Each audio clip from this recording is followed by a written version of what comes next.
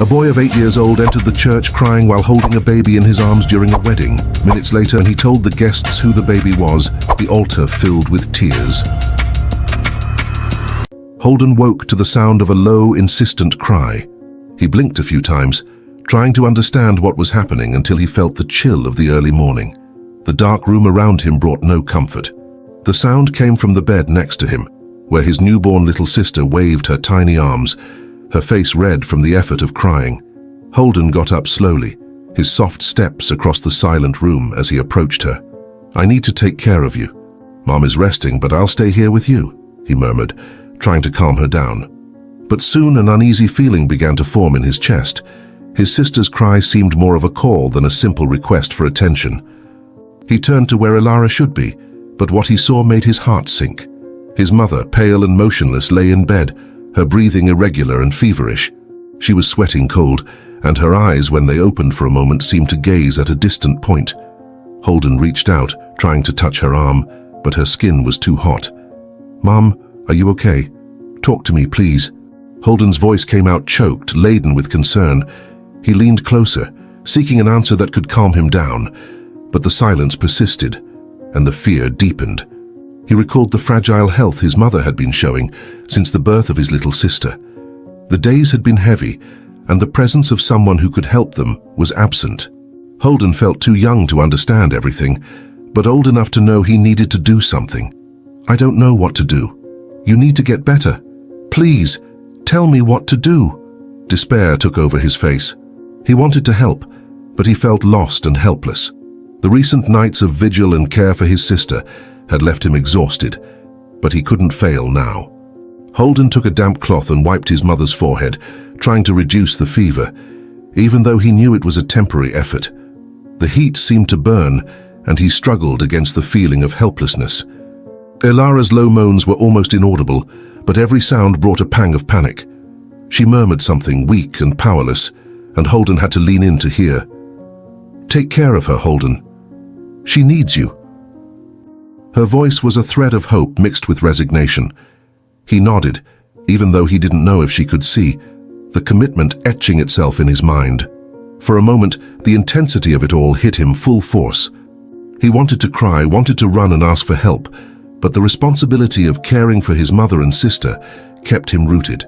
I'll take care of her, Mum. No one will hurt her, I promise," he said, with a determination he never imagined having. He refused to show weakness in front of his mother. His chest ached, but he knew he had to appear strong, even if he was devastated inside. The baby's cry returned, drawing his attention again. He took her in his arms, feeling the fragile warmth of his sister against his chest. It was like holding a promise, a silent plea for protection. "Shh, I'm here, little one. I'll take care of you," he murmured, rocking her gently even as his own voice trembled. He took a deep breath, trying to organize his thoughts, for every second felt like an eternity, and every beat of his heart a reminder that he needed to keep control. Suddenly he noticed his mother opened her eyes again, as if struggling to say something important, something that couldn't wait. Her voice was a hoarse whisper, almost imperceptible. "Holden, don't let them take her." The sentence pierced the air like a warning, and Holden felt a chill run down his spine. It made no sense, but his mother's tone was too serious to be ignored. "Who, Mom? Who can't take her?" he asked, but there was no answer, only the pleading look in her eyes. The tension mounted as he tried to understand what she meant. Each of her words seemed to carry weight, as if they were instructions for the future. He forced himself to stay calm, but an internal storm was forming. "Don't worry, no one will touch her, I'm here," he said, clutching his little sister in his arms, more of a promise to himself than an answer to his mother. He knew that no matter what happened, this was the mission he should fulfill. As he held the baby, he noticed Elara closed her eyes again, seeming to fall into a deep sleep. The idea that it might be something more than just a rest crossed his mind, but he quickly pushed the thought away.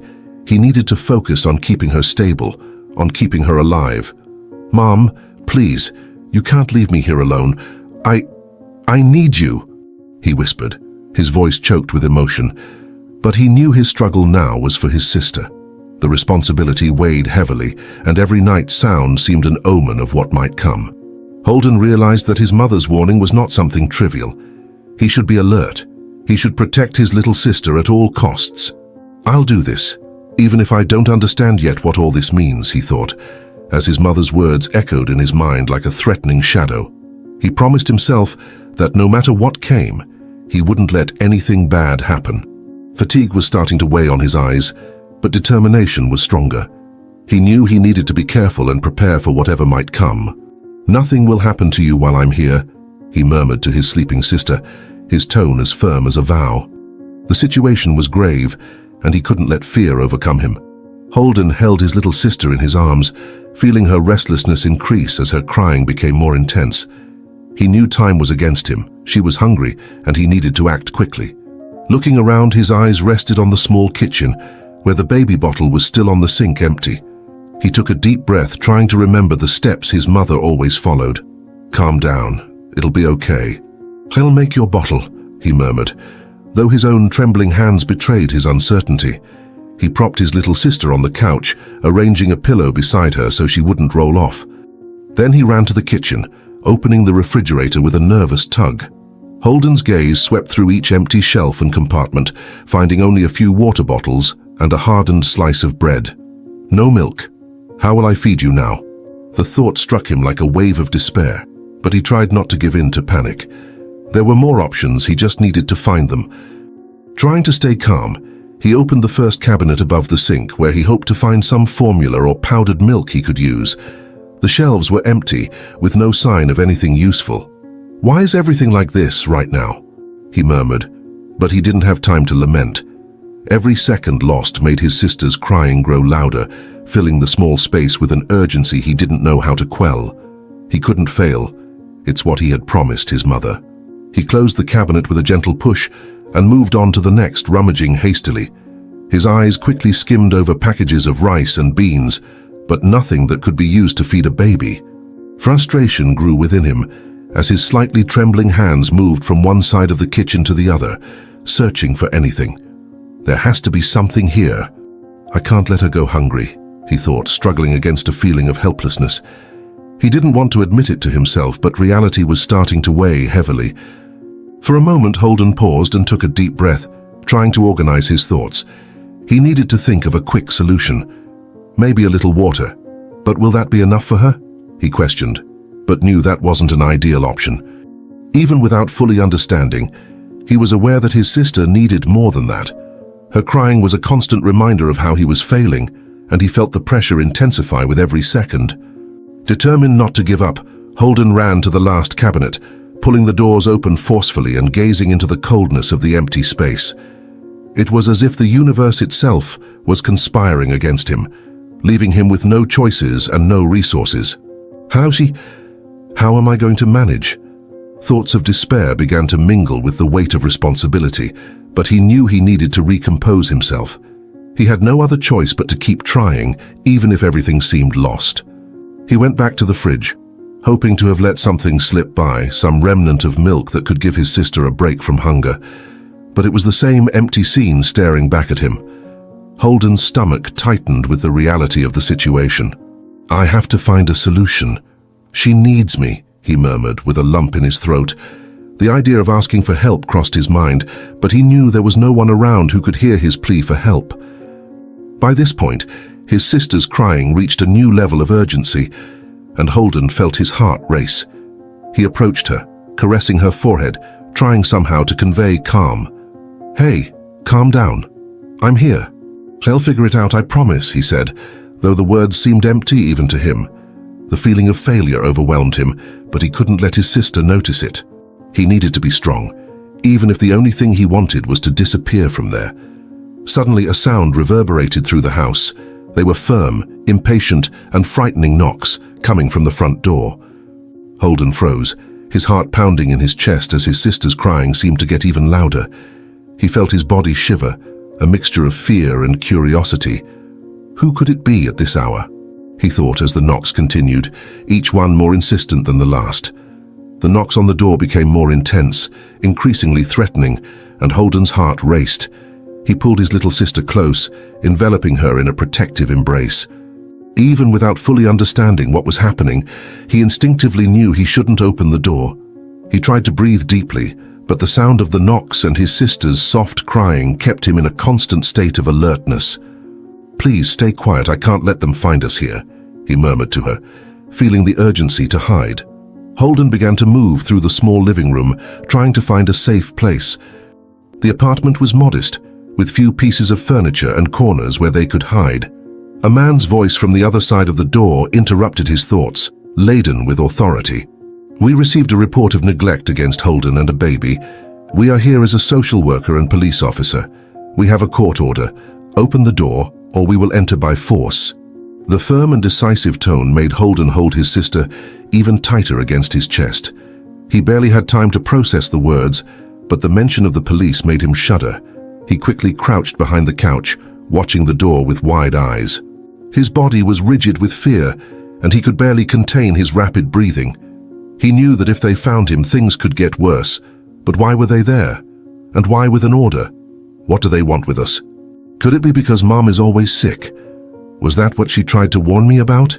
The thought left him even more tense, and he looked at his little sister, as if seeking strength to move forward. On the other side of the door, the woman's voice, who he assumed was the social worker, spoke in a softer tone but equally firm. "If there's an adult, open the door. Holden, if you're listening to us, we're here to help. We know you must be scared, but we need to come in. We won't hurt you or your sister." The tone seemed reassuring, but to Holden the words sounded like a threat, especially after his mother's warning. He knew that no matter how they tried to appear calm, something serious was behind that unexpected visit. He took a deep breath and looked around. Maybe the small closet in the hallway would be a good place to hide. With his sister in his arms, he walked carefully over there, trying not to make noise. Reaching the closet, he slowly opened the door and huddled with her in the back, closing the door behind them. "They can't find us, I can't let them take my sister," he thought as his heart seemed to pound in his ears. While they were hiding in the closet, he heard the police officer on the other side of the door speaking louder. "We're giving you one last chance to open the door. We don't want to hurt anyone, but we need to make sure you're safe." Holden squeezed his eyes shut, hugging his little sister tightly, feeling the anxiety grow. He knew they wouldn't give up that easily, and that only made everything more desperate. The social worker insisted, this time in a more impatient tone. "We received a report, Holden. Your mother, Ilara, was accused of neglect. We know it must be hard to understand, but we need to check on the situation." Holden could barely contain his sob when he heard the word neglect. How could they accuse his mother of something like that? She had always done her best for them, despite all the difficulties. "You don't understand. She always took care of us," he whispered to himself, feeling the injustice of the words. He heard the police officer sigh and move a little away from the door.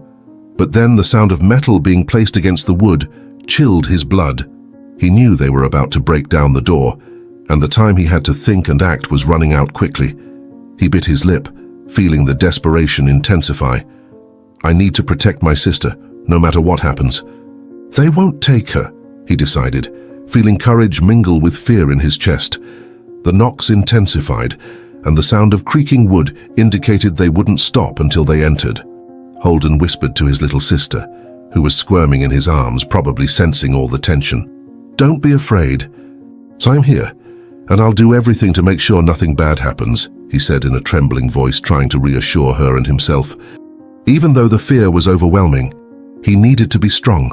He needed to keep the promise he had made to his mother. The creaking of the door being forced became more intense, and Holden could almost feel the wood giving way. He closed his eyes for a moment, trying to think of something, anything he could do to protect himself.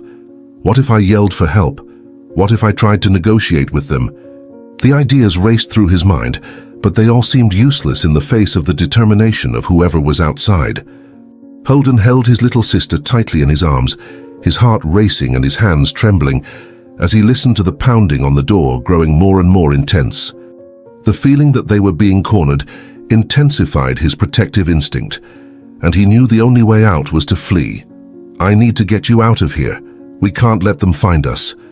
Mom said I can't let them take you, I have to protect you," he whispered to his sister, pressing her against his chest as he moved towards the back door. He felt he had no choice, no matter how dangerous it was to flee into the darkness with her so fragile. Carefully opening the back door, Holden stepped outside, his eyes alert to the darkness of the night. The biting cold enveloped his body, and the baby began to squirm, probably feeling the abrupt change in temperature. He held her more firmly, feeling her small body shivering slightly in his arms. "Hold on tight, little sister. I promise I won't let anything bad happen to you," he whispered. As he advanced across the damp ground, his steps light and his heart racing. The dry leaves and tall grass hindered his path, but Holden tried to stay as silent as possible, worried about drawing the attention of whoever was trying to break into his home. He pressed his sister against his chest, using his body to shield her from the cold wind that blew. "They won't find us. I'll keep you safe," he thought, as his hurried steps resounded almost inaudibly. Yet with every step, the adrenaline mingled with the growing fear that someone might see them. Suddenly, Holden felt his foot catch on a protruding root that he hadn't noticed in the darkness. The world seemed to slow down as he stumbled, and in a final act of protection, he tried to turn his body so that his fall wouldn't directly affect his sister. But the sudden, unexpected movement made him completely lose his balance. He fell heavily to the ground, the little sister slipping from his arms for a moment before he managed to grab her again. The impact left him dazed, but he quickly realized that something was wrong. His little sister let out a shrill cry, and Holden noticed a scratch forming on her cheek, small but visible in the faint moonlight. He felt a pang of guilt and despair, his heart heavy at seeing the baby injured by his desperate attempt to flee. I'm so sorry. I promise I'll be more careful with you," he murmured, trying to calm her as he gently caressed her face, feeling the weight of responsibility grow. With his knee burning in pain and his sister's cries echoing through the night, Holden tried to recompose himself. He knew that time was against them, that the sounds coming from inside the house indicated that the officers were one step away from invading. Even though his body wanted to surrender to fatigue and pain, he couldn't stop. "I need to be strong." "They'll be strong for you," he murmured, trying to soothe the baby's cries and gather the courage to continue. Getting up with difficulty, Holden felt the weight of his little sister in his arms again, and the wound on his knee made him limp with every step. The pain was intense, but he tried to ignore it, putting all his energy into continuing to move away from the house. He needed to find a safe place before it was too late. "If I fall again, I don't know if I'll be able to get up, but I'll try until the last second," he thought, and pressed the baby against his chest, seeking comfort in the contact, as if it gave him strength. His sister's cries were a painful reminder of how vulnerable she was, and the wound on her cheek only made it all more real. He felt the weight of responsibility like never before, and it drove him to keep going, even as fear dominated every fiber of his being. "If I don't take care of you, no one else will. I'll protect you no matter what it takes," he murmured, almost like a mantra, and forced himself to take another step, ignoring the burning in his injured knee. Suddenly, the sound of sirens in the distance broke the silence of the night, bringing a new wave of terror to Holden. He stopped for a moment, his heart pounding, trying to identify where the sirens were coming from. He felt the panic rising, and his sister's cries seemed to echo even louder in his ears. He knew those sounds meant the search was getting closer and closer, and that they had little time before being found. Holden began to run barefoot down the dark street, the icy wind hitting his face, his unprotected feet feeling the cold, rough pavement with every step. He pressed his sister against his chest, trying to warm her with his own body, but her weight seemed to increase with every second, and the cries, which had once been loud and clear, now became a low and weak wail. "I need to find help. Someone has to help us," he murmured between gasps, despair gripping his chest as he looked around, searching for any house with lights on, a sign that someone was awake. He saw a house just ahead, the porch light still on. Hope renewed his strength, and he ran to it, climbing the few steps and knocking on the door with all the force he could muster. "Please, someone, help us. My sister is hurt. I don't know what to do." His voice echoed through the silent night, but there was no immediate response. He knocked a few more times, the sound of the loud, desperate knocks filling the void around him. However, in a few seconds, he heard the sound of the lock being turned on the other side. But instead of opening the door, a chain was put in place, reinforcing the silent message that the person didn't want to get involved. He bit his lip, feeling his throat tighten. The baby in his arms was starting to get restless, and her body seemed colder with every second that passed on the cold street. He couldn't afford to stop. He needed to keep going. "Please, someone has to help us. She's just a baby, she can't hurt anyone," he whispered, walking away from the closed door, anguish growing with every step. Even with the fear, he knew he had to keep hope, or his little sister wouldn't make it. He spotted another house ahead, with a faint light on in the living room window. His heart racing, he ran to it, his feet aching from the impact against the hard ground, and began frantically knocking on the door. "Please, my sister is very sick. We just need a safe and warm place for a moment. She didn't take her bottle and we fell. I need help." The words tumbled out, his voice broken by exhaustion and fear, but he insisted, hoping someone would answer him. However, the lights inside the house were turned off, and the only response he received was the sound of the latch being locked tighter. The constant rejection left him desolate, but he knew he couldn't give up. "You don't understand. She's getting cold, she needs help," he shouted, feeling his sister's cold skin, but his voice seemed to dissipate in the wind, with no one around seemingly willing to open the doors. Each look he saw peering through the windows, only to quickly disappear, was like a blow of despair.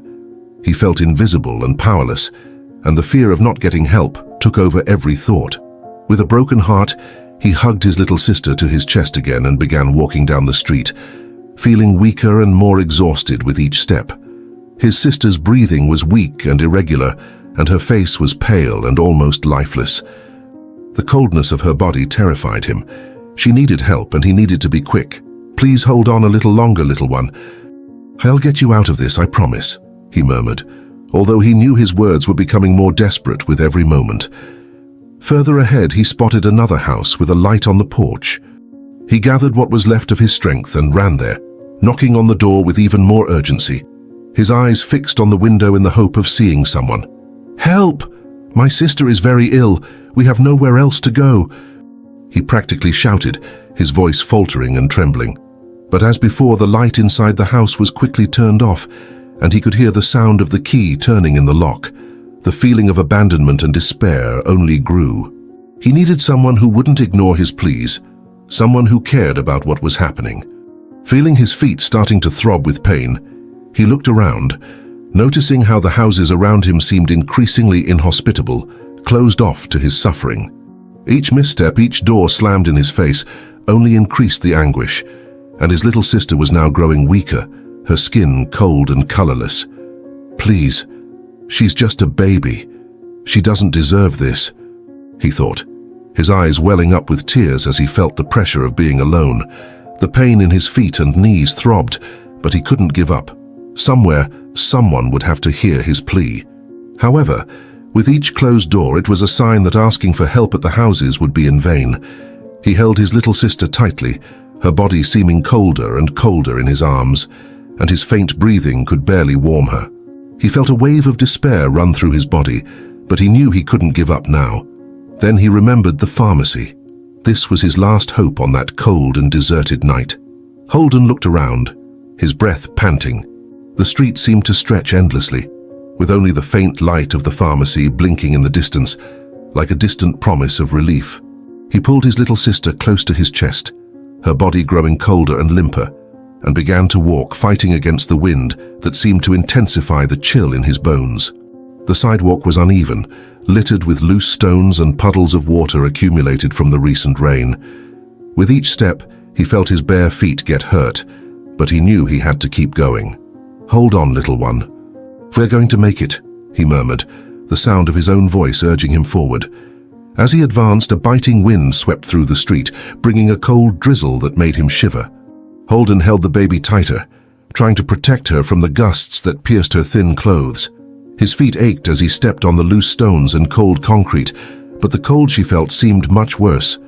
He almost slipped on a puddle, but regained his balance in time, regaining control. "We're almost there.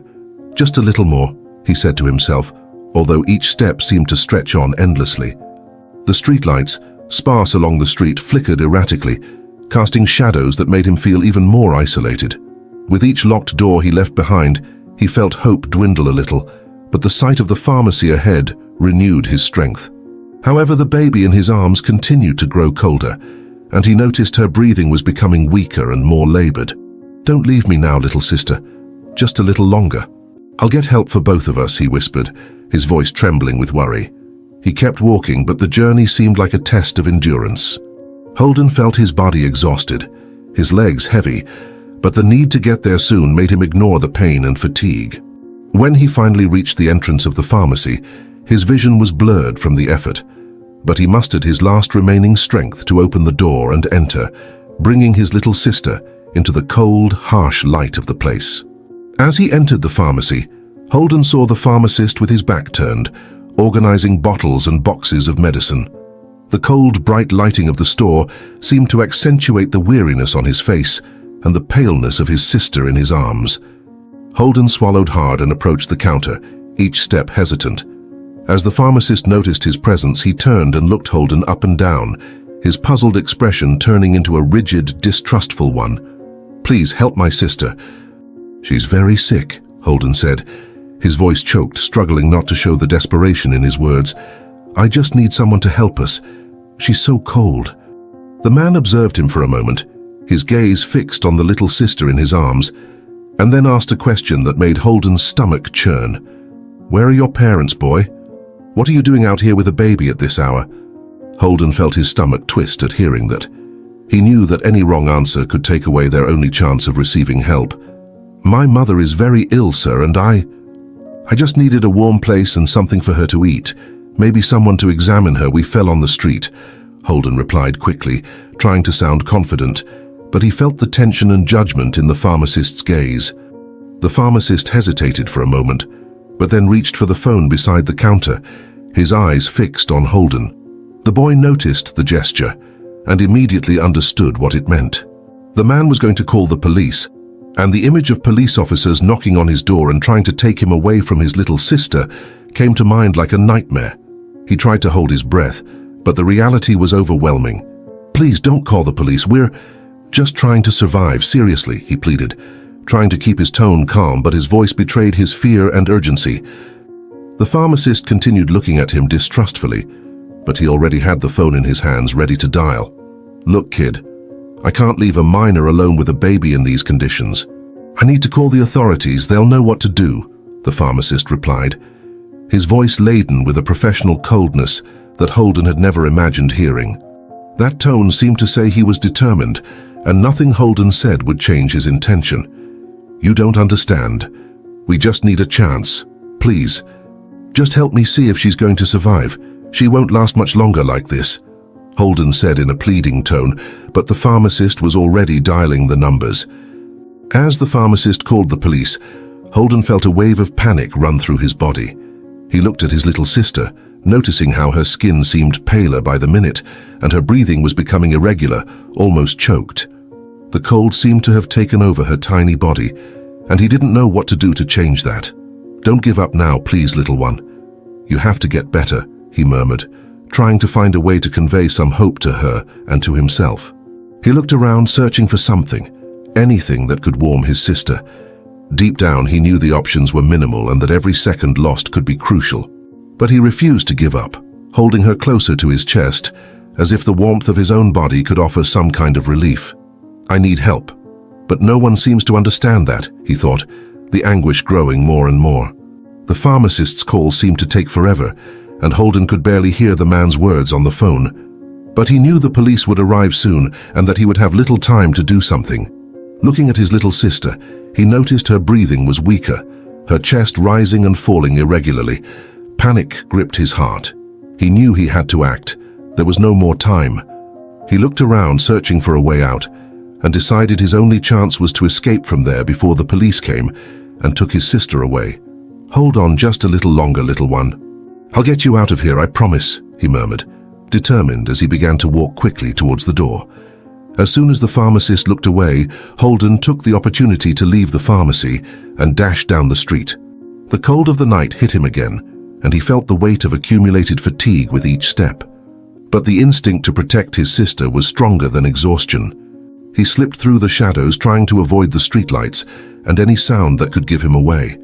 The baby was getting colder and colder, and he could feel that time was running out. I just need a safe place.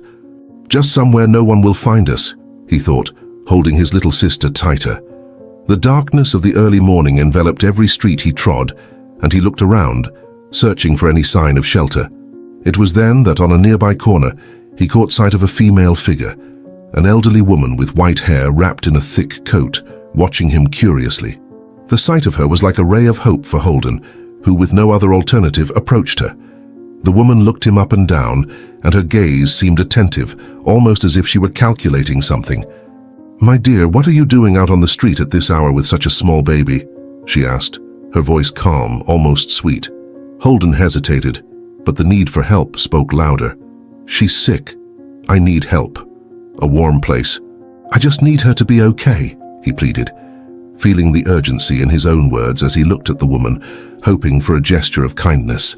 She smiled, a smile that seemed understanding, but that held a strange glint in her gaze. "Ah, dear, of course I'll help. Come with me, I'll take care of you," she replied, extending her hand to him with a gentle gesture.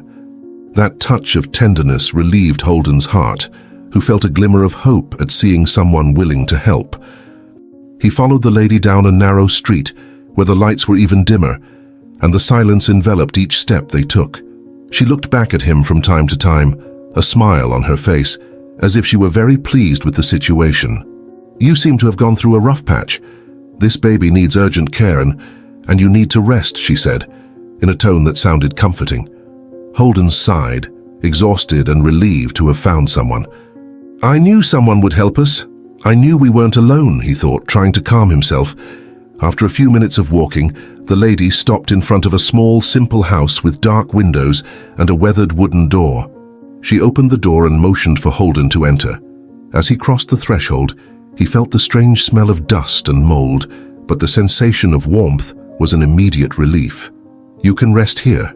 I'll prepare something for you," the lady said, her voice sounding almost melodious. Holden nodded with a shy and grateful smile. "Thank you, Mom. My sister really needs a warm place," he mumbled, as he sat down on a nearby chair, hugging the baby. The lady watched every move Holden made, her gaze fixed on the baby, as if she were analyzing it with an unusual curiosity. After a moment of silence, she approached, leaning slightly to examine the little sister's face. "She's so beautiful, but so fragile, poor thing. Maybe she needs a new family who can take care of her as she deserves," she murmured, and Holden looked up, surprised by the suggestion. He felt a chill run down his spine, and a protective instinct ignited in his chest. "No, she doesn't need another family. She just needs help," he responded, trying to disguise the tension in his voice. The lady moved away for a moment, but her smile didn't disappear. She gave a low laugh, almost as if she were talking to herself. "Ah, my dear, sometimes we need to make sacrifices for the good of those we love," she said, approaching Holden again, now with her hands outstretched towards the baby. Holden recoiled instinctively, his heart racing. "What do you mean by that?" "I just asked for help. I just need her to be safe with me," he said, feeling the fear growing inside him. The lady ignored his words and continued with the same soft smile, but the strange glint in her eyes was now more intense. She stretched out her hands toward the baby, as if she were going to take it directly from Holden's arms. "I'll take care of her, don't worry. Such a little child deserves a safe place, and I know a family who will love her and take care of her," said the lady, her voice so calm that it seemed to carry a veiled threat. Holden held his sister tighter, his whole body on alert. "No, she stays with me. I'm her family," he responded, each word laden with firmness, even though his heart was racing. The lady seemed not to care about Holden's resistance and insisted, trying to reach for the baby again. "Come on, dear, hand her over. It will be best for her. A new life with everything she needs," she murmured, her voice now low, almost like a hypnotic whisper. Holden felt anger and fear merge, and he clutched his sister even tighter against his chest, his eyes fixed on the lady's. "I won't let anyone take her away. She's my sister, and I'll protect her no matter what happens," he replied, his voice trembling but resolute. The lady frowned for an instant, but the smile soon returned, this time with a touch of coldness. She stretched out her hands again, and Holden realized she was trying to take the baby by force. The desperation made him get up from the chair, stepping back a few steps to get away from her. "Stay away from us. I trusted you and I only asked for help," he shouted, his voice echoing through the small environment. Holden backed away with his little sister in his arms, his gaze fixed on the lady who still advanced towards him with outstretched hands. The cold glint in her eyes made him shudder. It was as if she saw in him nothing but an obstacle. He knew he was cornered there with little time to escape. Fear pulsed in his chest as the woman tried once more to grab the baby.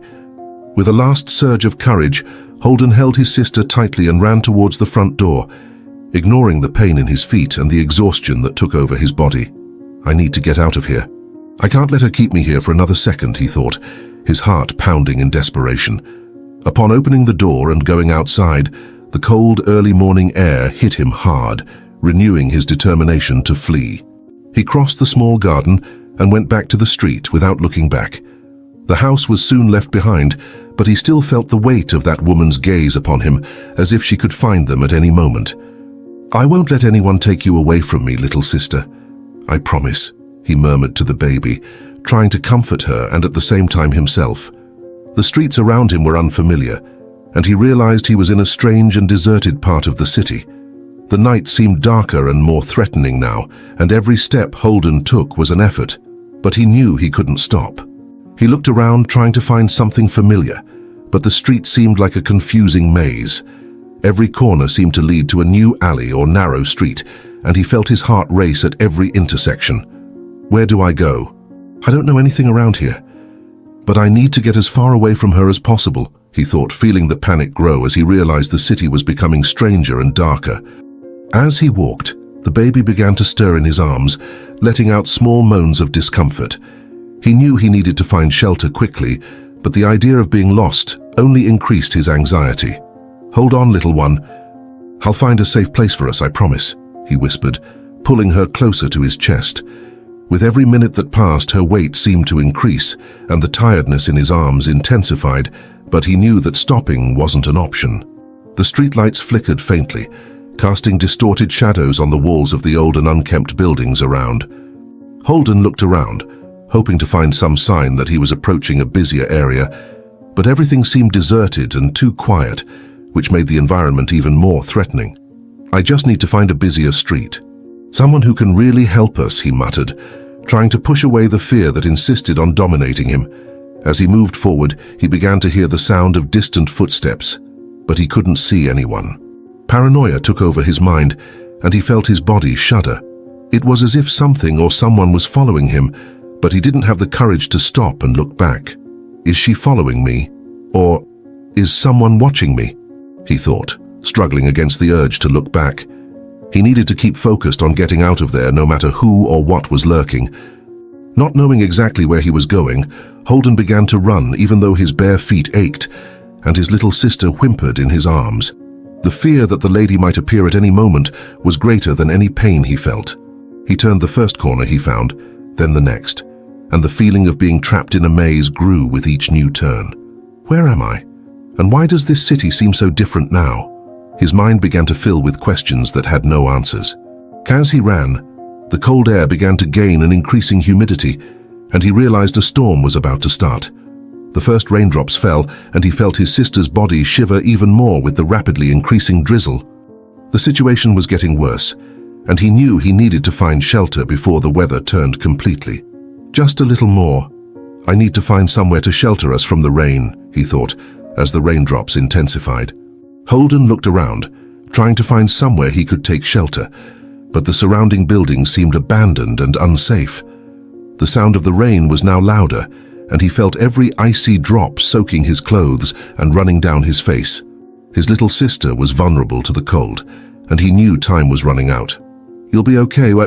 I promise I'll find a place for us," he murmured, his voice trembling from both cold and desperation.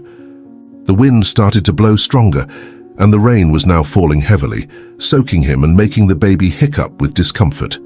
Holden looked around, frantically searching for an entrance, an awning, anything that could serve as temporary shelter. His feet were slipping on the wet ground, and the blurred vision from the rain made his search even more difficult. "I just need a place. Anywhere," he thought, feeling his heart tighten as he realized time was against them. As the storm raged on, Holden felt the desperation rising, but he refused to give up. The rain poured down heavily, drenching Holden and his little sister, who hiccuped with discomfort, her small body shivering with the cold that seemed to seep through her wet clothes. Holden did his best to cover her with his own body, trying to shelter her from the rain, but the drops streamed relentlessly down his face and hands. He felt the desperation growing, every second that passed without finding a safe place weighing on his conscience. "I know it's all going terribly wrong, but I promise I'll take care of you. We'll get through this, Mom always says to have faith," he murmured, looking around, his heart pounding, searching for any sign of shelter. The wind howled through the empty streets, and Holden began to feel more and more lost. He tried to stay calm, but fatigue and cold were draining his strength. As he advanced through the dark streets, he noticed a group of teenagers sheltered under a closed store's awning, laughing and talking loudly despite the cold. Holden hesitated for a moment, but knew he had no other choice. He needed to at least try to ask for help. He approached slowly, holding his sister firmly, feeling the suspicious and curious stares of the teenagers fall upon him. Would anyone here be able to help? "Do you know where I am? How do I get to the city center?" he thought with a glimmer of hope. One of the teenagers, with a worn cap and dirty clothes, looked up and let out a mocking laugh when he saw Holden. "Look at that, the lost boy with a baby. What are you doing out here in the rain with that thing, huh?" The boy jeered as the others laughed and shot him disdainful looks. Holden felt his face burn, but he remained calm, trying not to show fear. "I just need to know where I am and a place to shelter her. She's freezing and the cold is getting worse," he replied, his voice low but firm. He knew they could be dangerous, but he had no other choice. The teenagers laughed even louder, exchanging amused glances among themselves. Another one, taller and with a tattered jacket, approached Holden, his expression defiant. "And why should we help you, kid? It'll be a hassle, and we don't get anything out of it," the boy said with a tone of contempt. Holden swallowed hard, trying to keep his composure. "I just want a place for her to be sheltered from the rain." "I'm not asking for anything more," he said, clutching his little sister to his chest to protect her from the threatening looks. But the laughter continued, and Holden realized he was in a complicated situation. One of the teenagers came closer and reached out his hand, pointing at the baby. "Let me see that little thing. Looks like you're not taking good care of her," he said with a cynical smile, trying to provoke him. Holden took a step back, holding his sister tighter, feeling his heart race. "No, she's my sister and I'm doing what I can," he replied, trying to stay calm, but anger and fear were starting to mingle in his chest. The teenagers continued to provoke him, laughing and closing in on him like predators. Holden felt his whole body tense, his mind searching for an escape, but the awning seemed the only protection from the rain at that moment. "Hey boy, you want to fight us just for that baby? Why don't you let us have a look, huh?" said another one, a sarcastic smile on his face as the others agreed. Holden took a deep breath, trying to contain the anger growing inside him. "I just want you to leave us alone. I don't want any trouble," he said, his voice trembling with exhaustion. But realizing his weakness, one of the teenagers lightly pushed him, testing his limits. Holden almost lost his balance, but managed to stay on his feet, still holding his sister firmly. "Stop that, you could hurt her. Don't do that or you'll have to deal with me," he shouted, his voice choked with fear and anger. He felt the cold mingling with the warmth of his body, a mix of adrenaline and dread at realizing they weren't going to leave him alone. One of the teenagers let out a loud laugh, as if amused by Holden's despair. "Oh, he thinks he's strong. You think you're this little girl's daddy, huh?" he mocked.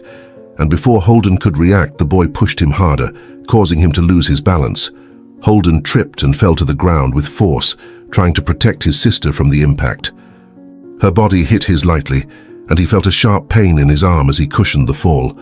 "No, this can't be happening," he thought, his mind spinning with the desperation of the situation. As he fell, Holden felt the weight of his little sister in his arms and realized she had started to sob, her weak crying mingling with the sound of the heavy rain pounding around them. Pain radiated through his arm, but he knew he couldn't falter. "Don't worry, little one. I won't let any of them hurt you," he murmured to her, though his own strength was diminishing. He tried to get up, but the group of teenagers now surrounded him completely, and he couldn't see a clear way out. The teenagers, sensing his resistance, intensified their taunts. One of them put his arm around Holden's shoulder as if to pull him away, while another tried to make him let go of his sister. Holden felt the panic rising, and a new wave of adrenaline made him resist. "Get away, I just want to leave," he shouted, trying to push them away with what little strength he had left in his body. But it was in vain. With every step he took to get away, they pushed him back into the center of the circle, and the sound of the rain seemed to drown out his desperate pleas for help. It was then, amid the chaos and laughter of the teenagers, that Holden heard an unexpected sound that brought him a spark of dread and hope. A police siren, echoing distantly but clearly approaching. He noticed that the teenagers had heard it too, and exchanged looks of panic, the amusement disappearing from their faces and giving way to concern. Within seconds, as if coordinated, they began to disperse, fleeing in different directions, leaving Holden and his little sister alone in the pouring rain. Holden felt relief mixed with the urge to escape, and without hesitation, he started running again, each step making the cold water splash around him. That was really lucky. Those boys could have hurt me. It's a good thing they're as scared of the police as I am, he thought. Feeling renewed adrenaline, he didn't know where he was going. He just wanted to get away from that place as fast as possible. His sister whimpered softly in his arms, and he felt her body clinging even tighter, which caused him growing panic. He knew he needed to find a safe place before it was too late. The run through the rain seemed endless, each drop soaking his clothes further, and her weight in his arms increased his fatigue with every moment. Even with the pain and fear, he didn't give up. Finally, amid the shadows of the dark streets, he spotted an illuminated building.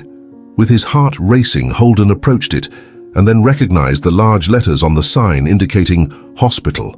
He could hardly believe his own luck. He could finally get help. "I found a hospital. Now everything will be okay. They'll take care of you, and I'll keep the promise I made to Mom," he whispered to his sister, trying to reassure her and himself as he advanced toward the entrance with quick, determined steps. As he crossed the automatic doors of the hospital, Holden was enveloped by the warmth of the environment, and the relief almost made him collapse right there. But he knew he had no time to waste. He walked straight to the reception desk, where a receptionist watched him with an expression of surprise and concern at seeing a drenched boy holding a baby. "Please, my sister. She needs help now." He could barely control his voice, choked with exhaustion and despair. Each word was a plea for someone to finally lend a hand. The receptionist frowned, observing Holden and his little sister with an expression of doubt and distrust. "Where are your parents? Do you have a legal guardian?" she asked, her tone formal and hesitant. Holden felt his heart sink at the question, knowing the answer might not be well received. I'm alone now. I just need her to be treated, please," he pleaded. His eyes fixed on her, hoping she would understand the gravity of the situation, but the woman shook her head, still reluctant, seeming more concerned with following the rules than helping. The attendant sighed, examining their appearance, her gaze settling on the frail figure of the little sister in his arms. "We can't treat unaccompanied minors without a guardian or documents. Those are the hospital's procedures," she insisted, her voice firm. Holden felt a wave of despair wash over him. He knew he had no documents, no formal justification. "I don't have anything, just her, and she needs help," he responded, trying to stay calm, but feeling his voice starting to falter with the mixture of frustration and fear. It was then that he looked at his sister's face and noticed something that made him feel even colder. Her lips were turning purple, her small chest rising and falling irregularly and slowly, as if each breath was a struggle. Panic took over him, and he turned to the receptionist, his eyes wide open. "She's not well. Please, I beg you, just look at her," he exclaimed, his voice laden with despair, while the woman's eyes showed growing uncertainty. Holden knew he was racing against time, and could not allow bureaucracies to prevent him from saving his sister's life. Other patients and staff in the reception area began to turn and observe the scene, murmuring among themselves, but no one seemed willing to act. Holden ignored the stares and conversations. The world around him seemed to be crumbling, and the only thing that mattered was saving his sister. "Please, she won't make it. Someone needs to do something," he pleaded, his voice faltering as he held his little sister tightly, as if that embrace could protect her from any danger. The receptionist remained silent, averting her gaze from Holden and ignoring the urgent plea in his voice. Despair began to overwhelm him as he held his little sister closer and closer, feeling her body fragile and cold. "Someone, please. She's unwell. She needs help now." His voice echoed through the lobby, but no one moved. The people around seemed trapped in a mixture of curiosity and indifference. Holden looked around, searching for any face that showed compassion. "She doesn't have much time. Please," he implored, feeling his heart tighten. It was then that, at the back of the lobby, he spotted a figure with a serene expression and white robes. A nurse was watching him with an intense but gentle gaze, as if she could feel his anguish from a distance. Without a second thought, Holden walked towards her, his body almost giving way under the weight of exhaustion and fear. The nurse crouched down to be at his level, and upon seeing the baby in his arms, her face showed immediate concern. "My son, what happened? How long has she been like this? Tell me what happened to her so I can help you." Her voice was soft but carried a sense of urgency. Holden felt his eyes fill with tears as he tried to organize his thoughts to answer. She's been like this for a while and no one wanted to help us. I just need someone to take care of her, please," he pleaded, his voice broken by exhaustion. The nurse listened attentively, nodding with a determined and caring expression. "I understand, dear. We'll act now," she said, extending her arms to take the baby. The firmness and calm in her expression finally seemed to give Holden a small sense of relief. He needed to trust. Still, as he let go of his little sister, he felt his heart tighten, the uncertainty still weighing heavily. She'll be okay, won't she?" he murmured, his voice almost fading amidst the sound of activity in the hospital. He needed to hear some assurance, a promise. The nurse looked him in the eyes and replied in a gentle but serious tone, "I will do everything in my power. Now we need to act quickly, trust me." She began to examine the baby with light and attentive fingers, each movement revealing the experience and care with which she handled the situation. Holden could barely take his eyes off, his heart pounding rapidly, as if it could explode at any moment. "Please, you have to help her." "I did everything I could," he whispered, almost like a prayer, his voice trembling with the fear that it might be too late. The nurse felt the baby's pulse and touched her face and chest, her hands checking what seemed to be a critical condition. Her brow furrowed slightly, the gravity of the baby's state becoming increasingly clear.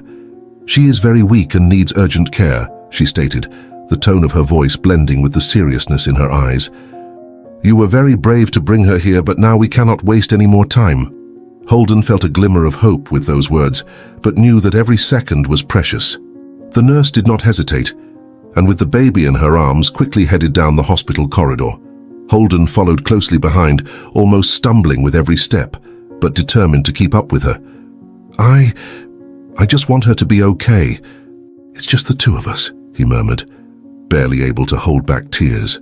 The nurse silently nodded, absorbing his words and understanding the depth of that statement. They arrived at a small examination room, and the nurse carefully placed the baby on a gurney, adjusting her to make her as comfortable as possible. Holden remained by her side, his eyes fixed on his sister's body, waiting for something to happen, for her to react in some way.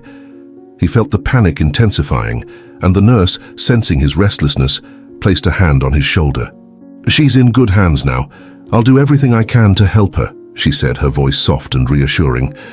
The nurse began to examine the baby with meticulous care, checking vital signs, breathing deeply as she worked. Holden watched everything, barely breathing, his heart tight. He knew he had done his best, but he still wondered if it would be enough. I did everything I could, but what if it's not enough?" he thought, feeling the guilt start to weigh on him. He tried to push the thought away, but the fear of losing his sister was a constant shadow. After a few minutes of observation and analysis, the nurse stopped and looked at Holden, her face visibly paler. The nurse frowned as she finished examining the baby, clearly alarmed by the signs she was observing. She took a deep breath before turning to Holden, who watched her with wide eyes filled with fear and anxiety. "My son, I need to get a doctor immediately. Your sister is having difficulty breathing, and the case is serious," she said. placing a firm hand on Holden's shoulder to give him some comfort. Holden just nodded, his throat so tight he couldn't speak. Then, "She'll get better with the doctor, won't she?" he murmured, his voice trembling, laden with hope and fear. The nurse nodded, trying to convey confidence. "The doctors will examine her. The pediatricians at this hospital are excellent, so I'm sure they'll do everything they can for her," she replied before rushing out of the room. Holden remained by the gurney, his gaze fixed on his little sister, watching her tiny chest rising and falling with difficulty. Each breath seemed like a challenge for her, and he could only hope the doctor would bring the help she needed. "I did everything I could.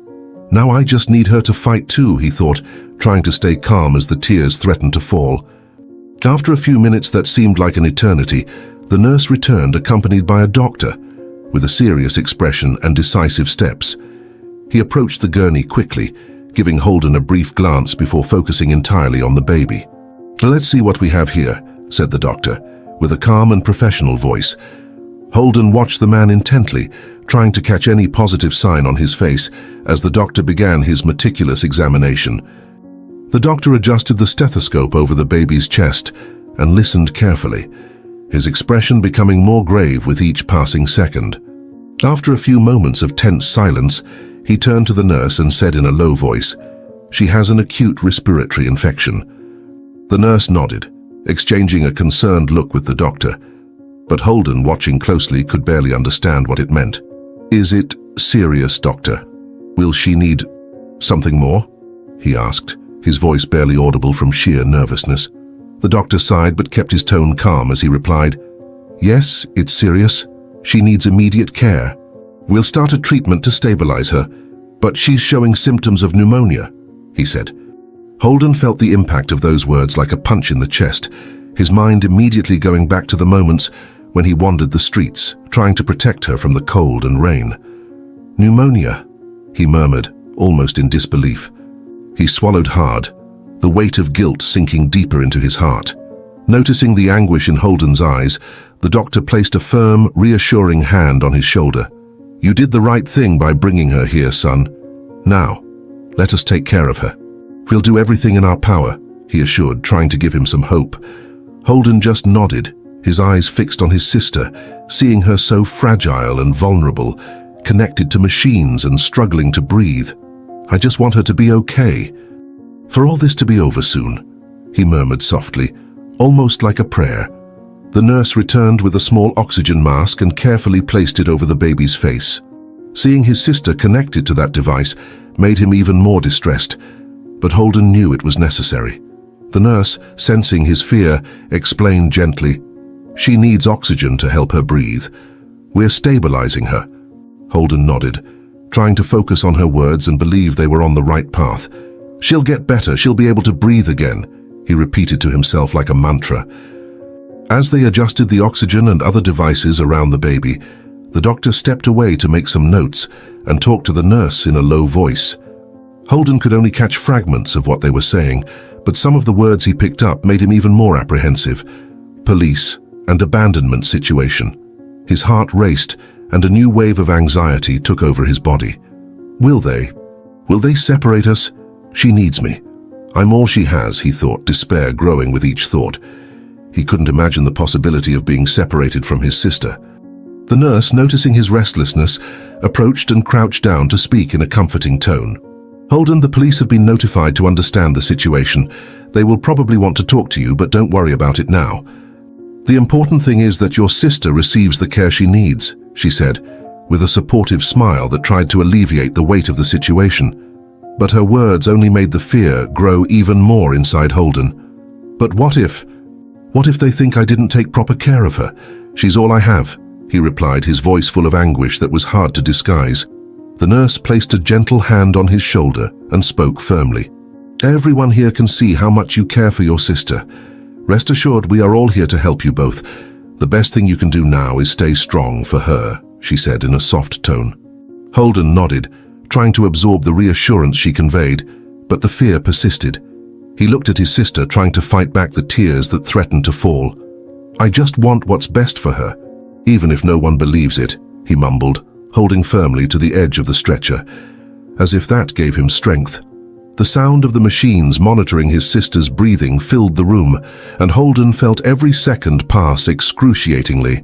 He remained by the stretcher, observing every detail, every slight movement of her chest, as if he could tell just by looking if she was getting better. She has to be okay.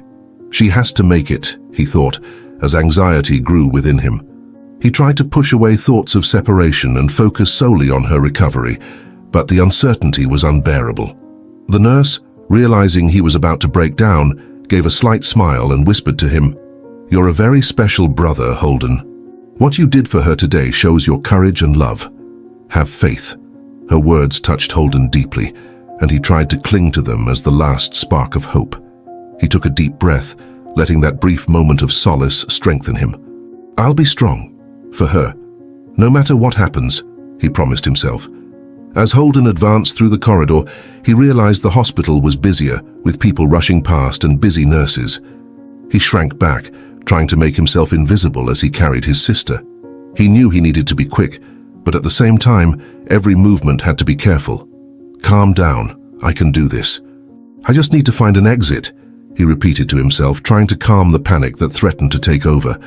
Holden spotted an emergency exit at the end of the corridor and quickened his pace, his eyes alert for any suspicious movement.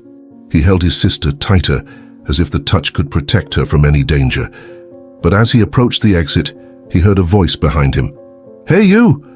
What are you doing here?" It was a security guard. Holden froze, his heart pounding and his mind on alert. He knew he couldn't stop, that he needed to find a way out before someone realized what he was trying to do. Without a second thought, he started running, his footsteps echoing down the corridor as the security guard shouted after him. He knew he had to be fast, that he couldn't hesitate. "Please, please, don't let anyone stop us," he thought, as he moved further away from the security guard's voice. He dodged patients and nurses, trying to keep his pace and focus on his sole mission: escape. "I have to do this for her. No one else understands, only me," he repeated to himself, trying to convince himself it was the right choice. Holden spotted another door at the end of a side corridor, a secondary exit that might lead him outside. He ran towards it, feeling the fatigue accumulating in his arms and legs, but refusing to stop. He pushed the door with all his strength, but it was locked. "No, not now," he muttered, feeling the despair rising. He knew time was running out, that he couldn't stand still. He turned and began searching for another route, knowing every second counted. As he moved quickly through the corridors, Holden realized the hospital security had been alerted. He could see them scattered across different areas, communicating and coordinating to block the exits.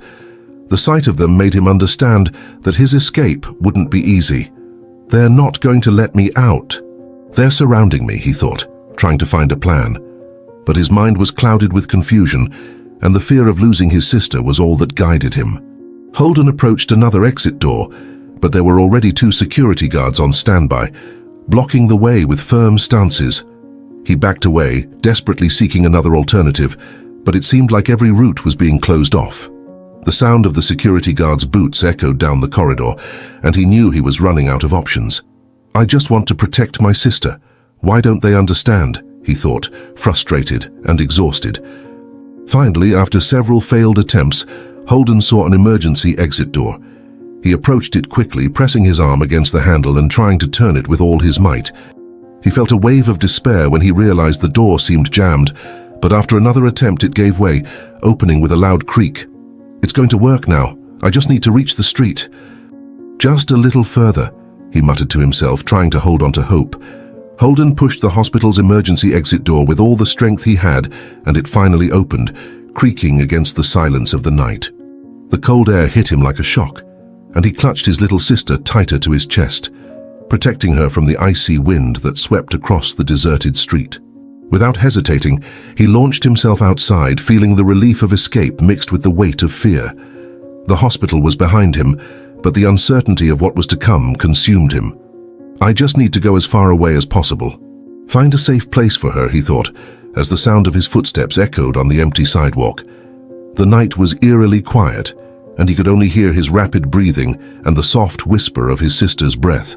He held her even closer, seeking to convey warmth and security. Each step made his body protest, tired and aching, but the urgency to protect his sister gave him strength. "Please, hold on, little one. We're almost there," he whispered, his voice trembling with both exhaustion and dread. After running for several blocks, he finally stopped to catch his breath. Looking around, he realized he was lost. There were no signs of life in sight, only the blinking lights of the lampposts and the wind cutting through the empty street.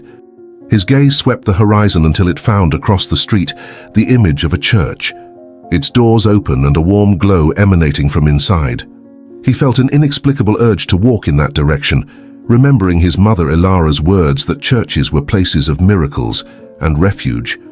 Could this be a sign? Could she find help in there? He thought, torn between disbelief and hope. He took a few hesitant steps towards the church, trying to decide what to do. The fatigue was weighing on his shoulders, but he knew he had to keep going, that his sister depended on him. The warmth of that light was tempting, and he wanted to believe that perhaps within those walls he could find the help he so desperately needed. If miracles really exist. "Let one happen now, please," he muttered to himself, his heart heavy with uncertainty. But then something strange paralyzed him. He looked at his sister and realized that her face was even paler than before, her lips taking on a purplish hue, and the small body in his arms seemed lighter and quieter than it had ever been. A chill ran down his spine and he stopped, feeling the panic growing inside him. "Please, no, not now, you have to stay with me," he whispered, his voice choked as he held her carefully, trying to elicit some reaction. Desperate, Holden began to gently shake his sister, his mind repeating like a mantra that she needed to react, needed to give a sign. "Hold on, little one. I did everything I could to protect you. Please, I just need you to hang on a little longer," he murmured, tears silently streaming down his face as he fought against the terror of seeing her so still. He couldn't imagine his life without her, and felt that his entire world was about to crumble. The cold wind cut through his skin, and he looked around, realizing that there was no one nearby. The faint lights of the lampposts cast long shadows on the deserted street, and he felt an overwhelming loneliness. "Sister, please, you have to get better. I can't lose you. I need you with me. If something happens to you because of me, I will never. Please stay with me," he thought, frustration turning into despair. He knew he was alone in this fight, that all he had was the determination not to let her go no matter the circumstances. For a moment, Holden paused, observing the entrance of the church. The door was still open, and the warm light escaping from there seemed welcoming, like a promise of peace amidst the storm. He closed his eyes for a second, feeling exhaustion taking over him, and imagined that he could actually find a miracle in there. But the fear of interrupting whatever was happening there made him hesitate. Would any of them understand what I'm going through? Would anyone in there care? And he thought, struggling to hold back the tears. Holding his little sister in his arms, he allowed himself a brief moment of rest, but the worry didn't leave him. He felt like every second that passed was one less opportunity to save her, and her silence tormented him like a nightmare. "God, if you can hear me, please help us. I can't lose my sister. I just need a miracle," he prayed, almost in a plea, feeling that this was his last hope. Holden kept holding his little sister in his arms, increasingly aware of her fragility. His steps faltered as he approached the church, the warm light drawing him like a promise of relief. With each labored breath, he tried to stay calm, though he felt the despair growing. "I can't let my sister die. I need to get help this time. Someone needs to help me," he murmured to himself, trying to convince himself that he was close to a solution. The cold of the night and the weight of responsibility almost paralyzed him, but he forced himself to continue. When he reached the steps of the church, he realized that there was something unusual there. The entrance was decorated with flowers, and some well-dressed people were entering with eager smiles, as if they were awaiting an important event. Holden hesitated, realizing that he was in the middle of a ceremony. "A wedding. I'm interrupting something. But she needs help," he thought, mustering the courage that seemed to escape with every passing second. He knew his sister needed immediate help, and that he didn't have time to wait for another opportunity. Holden began to climb the steps carefully, holding his sister as gently as he could. However, when he got close to the entrance, he was intercepted by a burly man in a black suit who seemed to be the security guard for the event. The man looked him up and down, his face hardened and his eyes judgmental. "Hey, what do you think you're doing here, kid? "This is a private event and you shouldn't be here," said the security guard, crossing his arms in front of the entrance, blocking the way. Holden felt his heart tighten and took a deep breath before answering.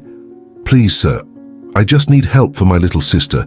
She's very sick," he said, his voice laden with despair. But the security guard just shook his head, his gaze hardening even more. "This is an important wedding, kid. We don't need beggars disrupting the ceremony. Get out of here," replied the man, his tone full of disdain and indifference. Those words hit Holden like a knife, but he knew he couldn't give up. He moved closer, his eyes pleading, trying to find a shred of compassion in the man before him. "She's very sick, I swear. We just need someone to help us. I'd do anything for her. I just want her to be okay. Maybe if the priest can pray for her." "I need help, any help," insisted Holden, his voice choked, but the security guard didn't seem to care. He simply raised his hand, preventing Holden from getting closer. "Don't repeat that, kid. Leave before I call someone to handle this another way." Holden's despair grew, and he felt that time was running out. He looked at his little sister, pale and unresponsive, and a wave of panic washed over him. "Please, I just need help." "She'll die if no one does anything," he said, almost screaming. But his voice was lost in the murmur of people entering the church. He felt invisible, as if his and his sister's pain were insignificant in the face of the party and laughter.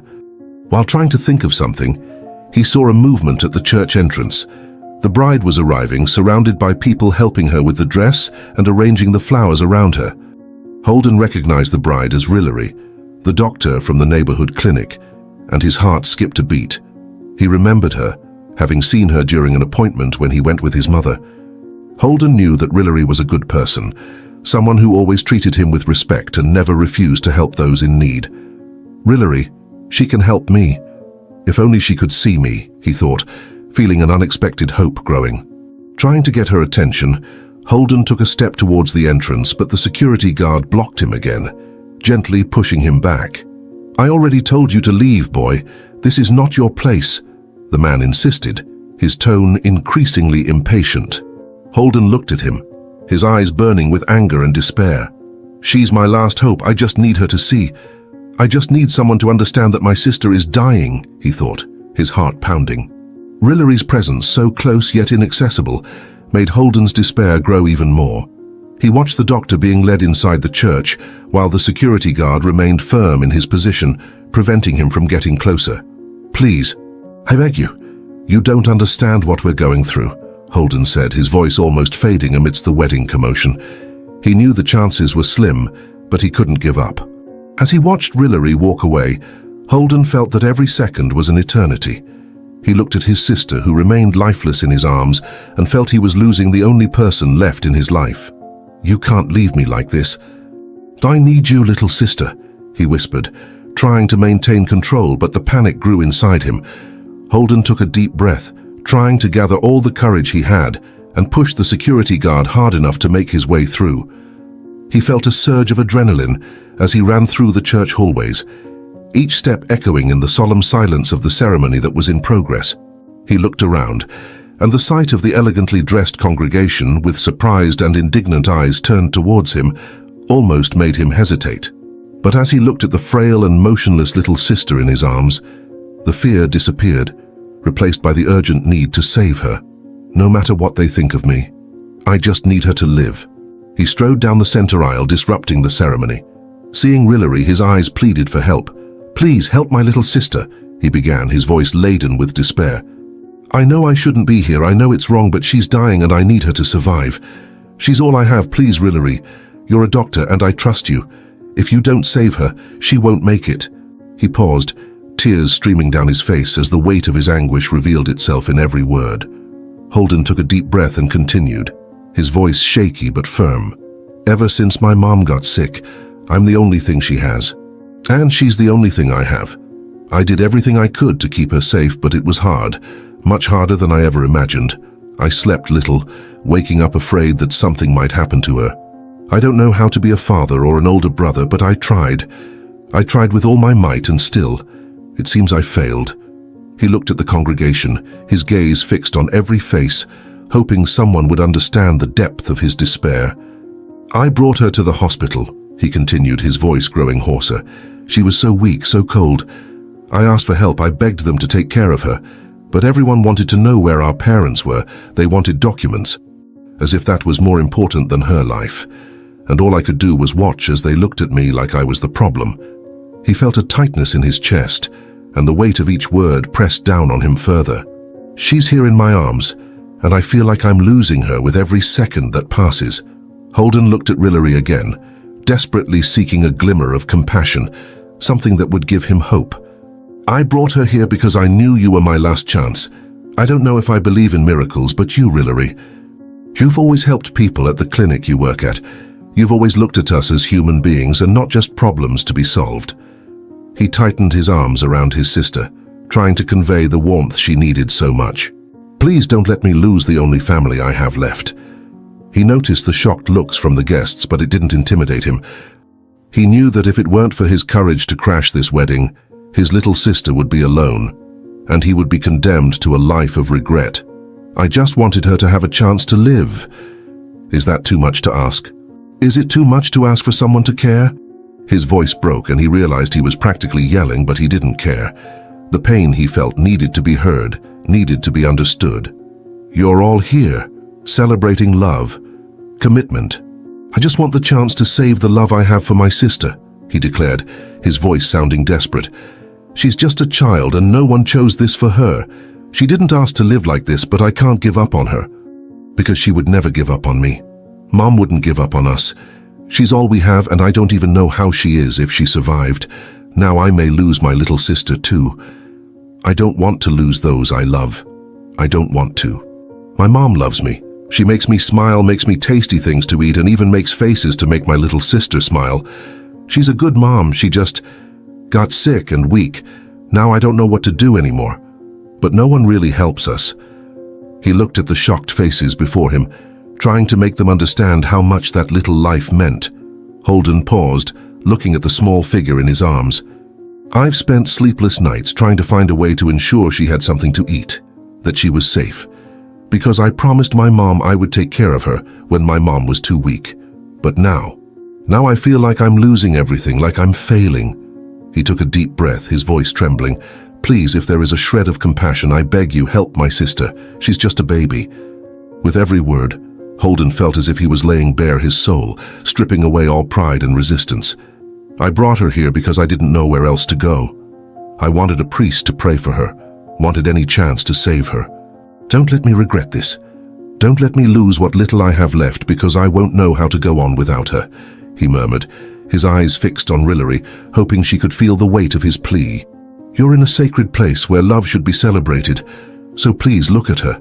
See the life I've tried so hard to protect, the life that needs a chance, he said, now almost without strength, but still holding his little sister tightly. I'm nothing without her, and she needs to live, so I ask, I beg, don't take this away from us. When he finished, Holden fell silent, hoping the words would reach someone, that someone would understand how much he needed help. The church fell silent, and he saw Rillery's expression soften as she understood the gravity of the situation. Rillery immediately dropped the bouquet of flowers and approached Holden, her eyes fixed on the small, motionless figure in his arms. She gently placed her hands on the baby, her face changing from surprise to concentration and concern. Holden, let me see your little sister, she said, her voice low but full of urgency. Holden was reluctant, his arms refusing to let go of her, but he knew he needed to trust. He watched every move Rillery made, his heart oscillating between hope and fear, the feeling that finally someone was there to help. She's everything to me, Rillery. I don't know what I'll do if something happens, he whispered, almost like a prayer, a silent plea for the doctor to succeed where he could not.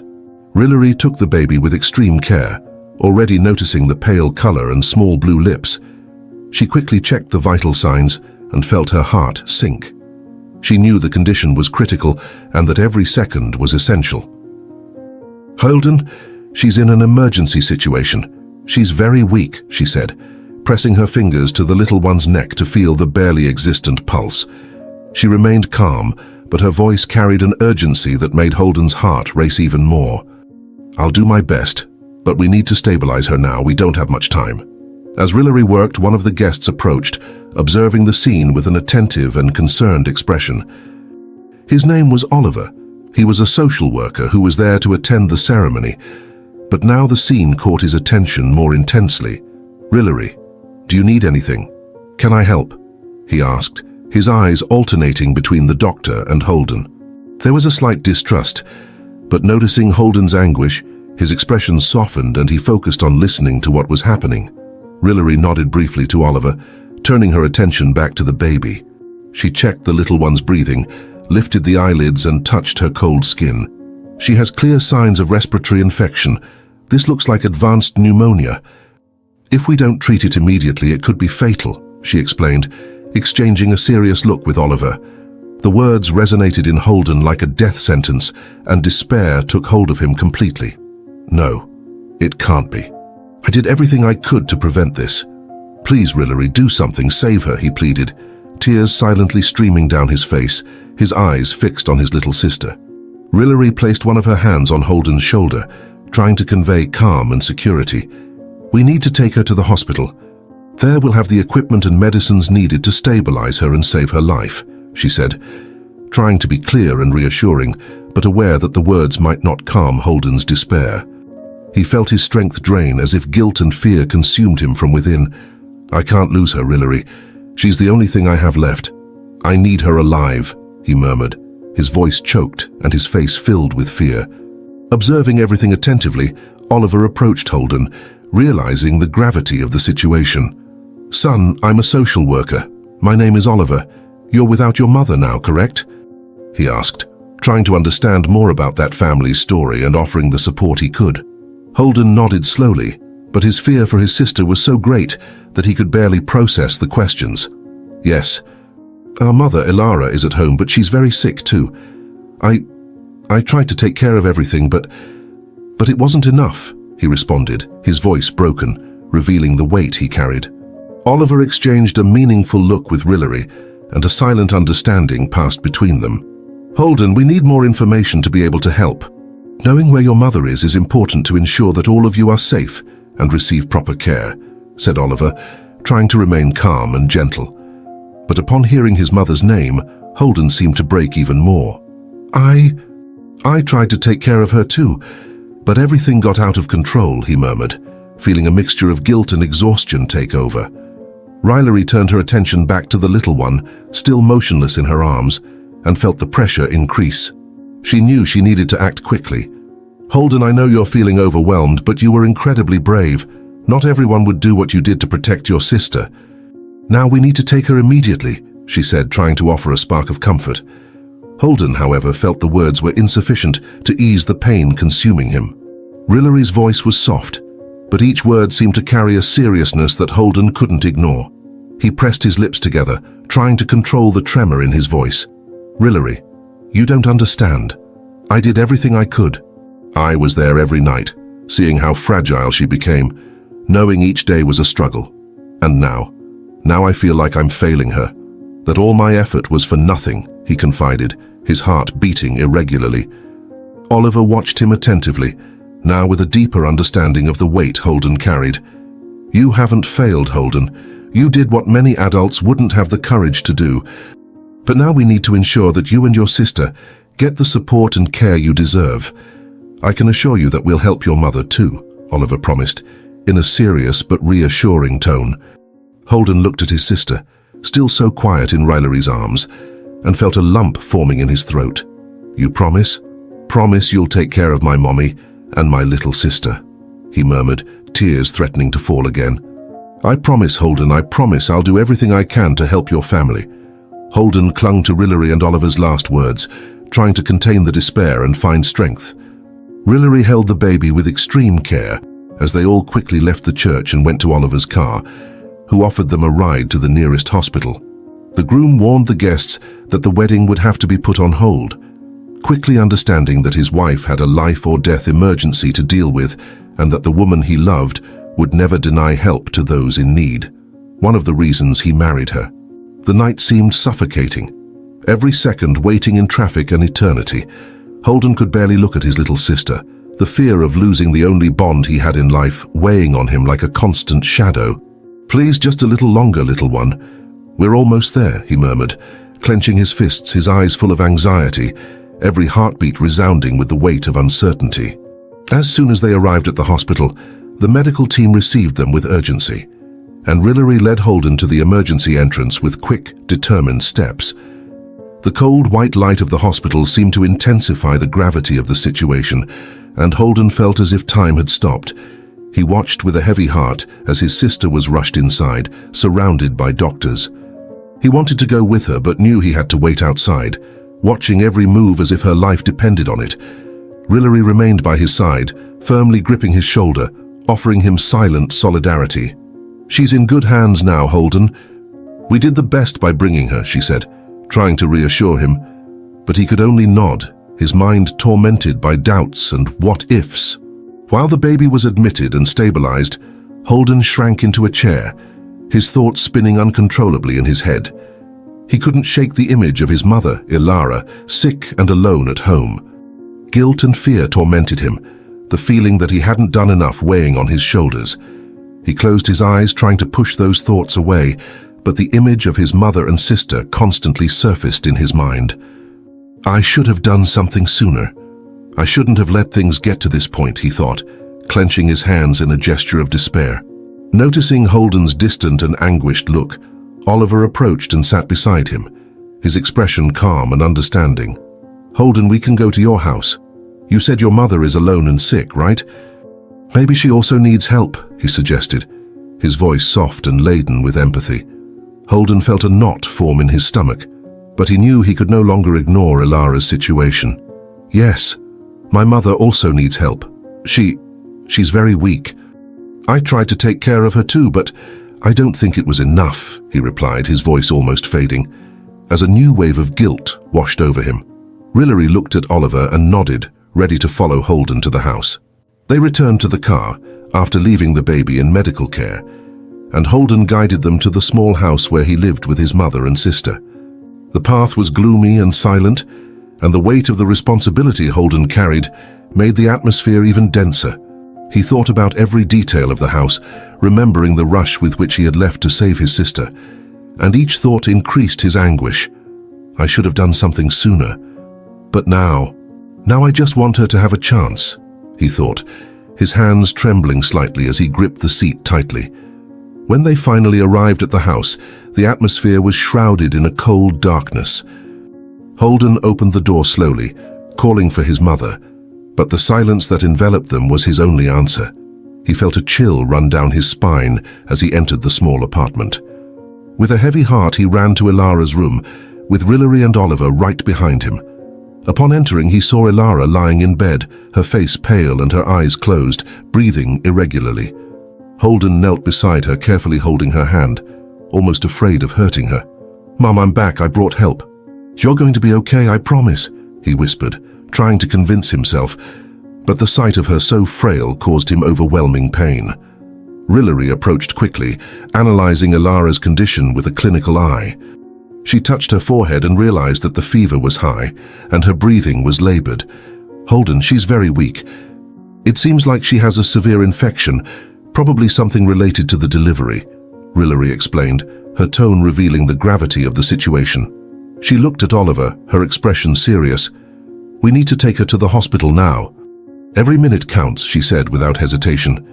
Without hesitating, Oliver signaled for Holden to help him lift Ilara and take her to the car.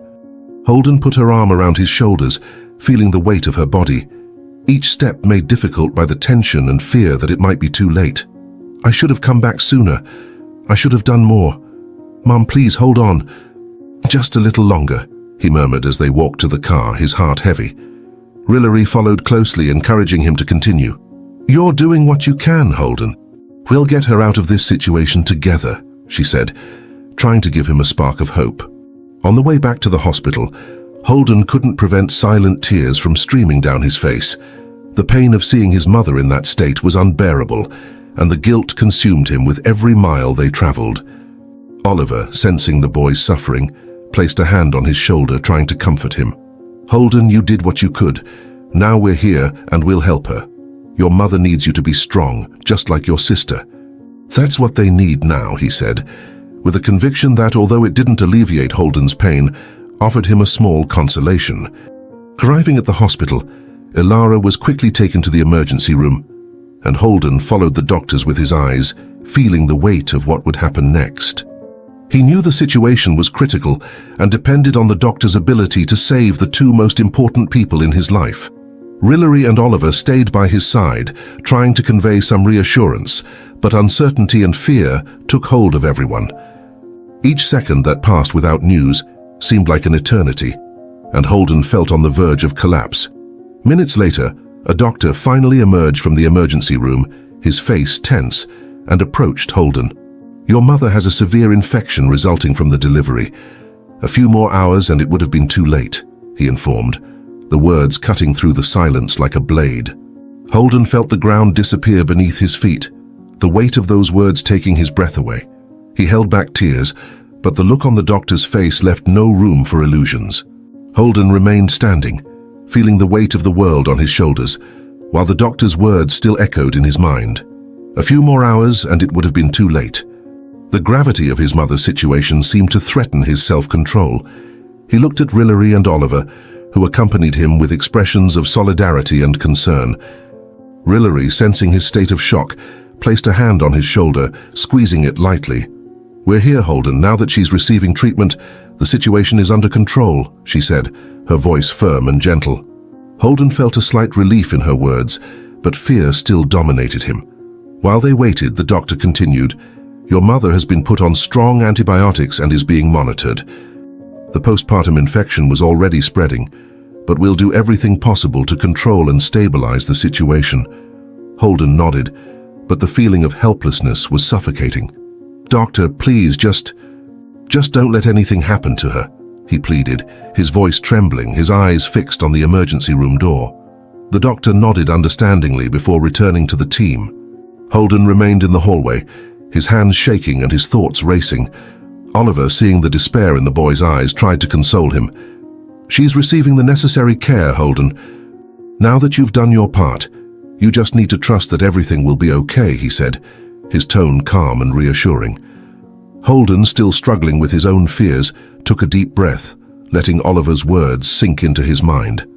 I want to believe that, but it's hard. Both my mother and my sister were hanging by a thread. And what if I fail again?" he murmured, his voice laden with pain. Rillery noticed the extreme fatigue in Holden's eyes and pulled up a chair for him. "Holden, you need to rest, even if it's just for a few minutes. It's too much for one person to carry," she said insistently, pushing the chair closer. Holden reluctantly finally sat down, but kept his gaze fixed on the emergency doors, as if he couldn't afford to miss a single second if something happened. "I know I need to, but what if I close my eyes and they need me? I can't afford to rest while they're still fighting," he argued, feeling the weight of responsibility. Rillery exchanged an understanding look with Oliver and then sat down beside Holden. "I know it's hard, but you're not alone now. Oliver and I have offered to accompany the case, and we'll help your family get back on their feet.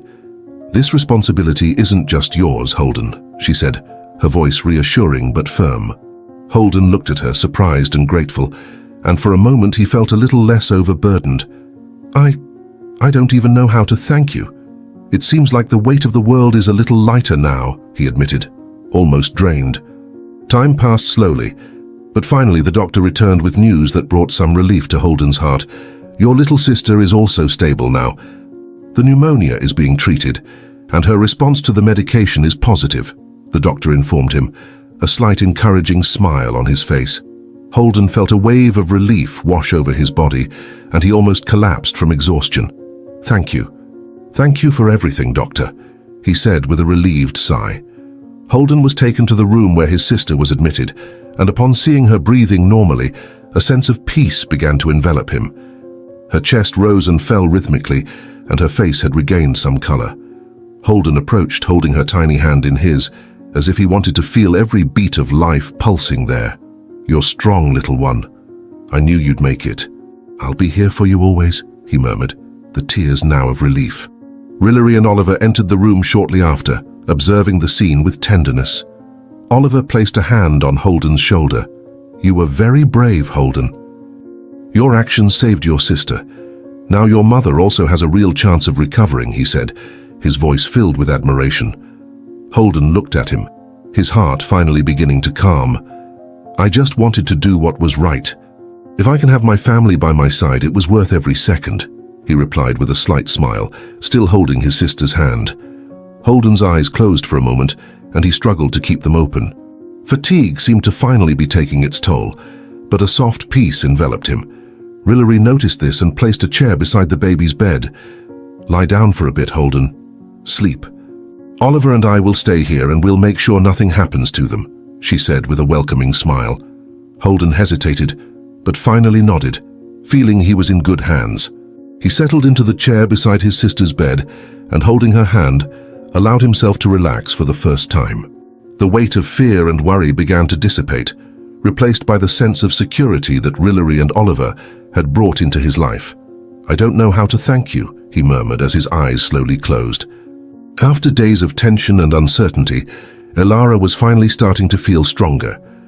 Sitting in a hospital bed, she watched her baby breathing peacefully in the crib beside her and looked at Holden, who had fallen asleep in a nearby chair, his face serene for the first time since that ordeal had begun. The weight of the gratitude she felt was almost overwhelming, and Elara knew there was one person in particular she owed thanks to: Rillery. When Rillery silently entered the room to check on the family, Elara looked at her, and the words came forth laden with emotion. Rillery, I don't even know how to begin to express what I'm feeling. I don't think there are enough words to thank you for what you've done for us, Elara began, her eyes brimming with tears. She took a deep breath, gathering her thoughts. Holden told me what you did. I know you dropped everything, that you left your own wedding to come here and help my family, a family you didn't even know. Who does that? She questioned, shaking her head in a mix of disbelief and gratitude. Rillery Humble smiled softly and held Elara's hand. When I saw Holden in that church, with his sister in his arms, I knew I had to help. It didn't matter who they were or where they came from. I just knew I had to do something, she replied, her voice firm but full of empathy. She looked at the baby in the crib, and then at Holden, still asleep, and felt that every moment had been worth it. You don't need to thank me, Elara. It was the right thing to do, she added, trying to downplay the intensity of the gratitude. But Elara wouldn't hold back. No, Rillery, I need to say this. You saved my daughter. You saved me. When I was alone with the fever consuming me, I was afraid to close my eyes and never wake up again. And what hurt me most was thinking about what would happen to Holden and my baby, she confessed, her voice trembling as she remembered the pain and despair she had felt during those days. You gave us back hope. You brought light when I could only see darkness.